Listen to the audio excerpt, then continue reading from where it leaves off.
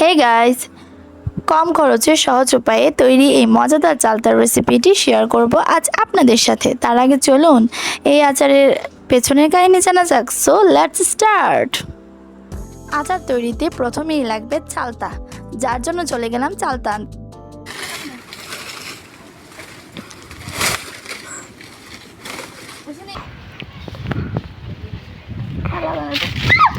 কঠিন যুদ্ধের পর অবশেষে পেয়ে গেলাম আমাদের সেই কাঙ্ক্ষিত চালতার আচার তৈরির আগে চলুন একটি সুন্দর কমেন্ট পড়া যাক। আমার ভিডিওতে জান্নাত কিচেন ব্লগের একটি আপু অনেক সুন্দর হয়েছে আপু কমেন্টটি করেছে। থ্যাংক ইউ সো মাচ আপু আপনার এই সুন্দর কমেন্টের জন্য।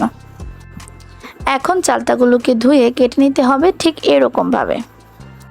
পারলে চালতাগুলোকে 1 ঘন্টা ভিজিয়ে রাখতে পারেন। পরিমাণ মতো হলুদ ও লবণ দিয়ে চালতাগুলোকে 80% সেদ্ধ করার পর একটি হাঁড়িতে নিয়ে চালতার পানিগুলো ঝরিয়ে নিতে পারেন। এখন বলি মশলার কথা।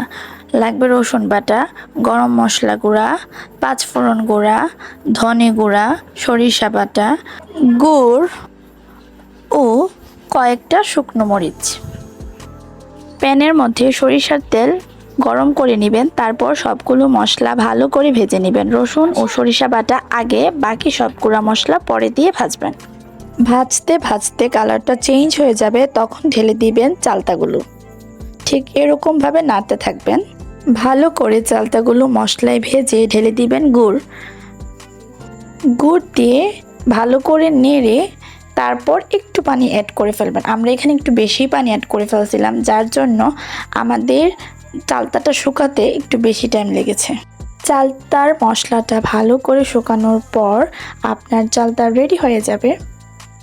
কোনো রকম ফুড কালার ছাড়া একদম ঘরোয়া উপকরণে সহজভাবে যদি আচার খেতে চান, চালতার আচার, তাহলে অবশ্যই এই চালতার আচারটি ট্রাই করবেন।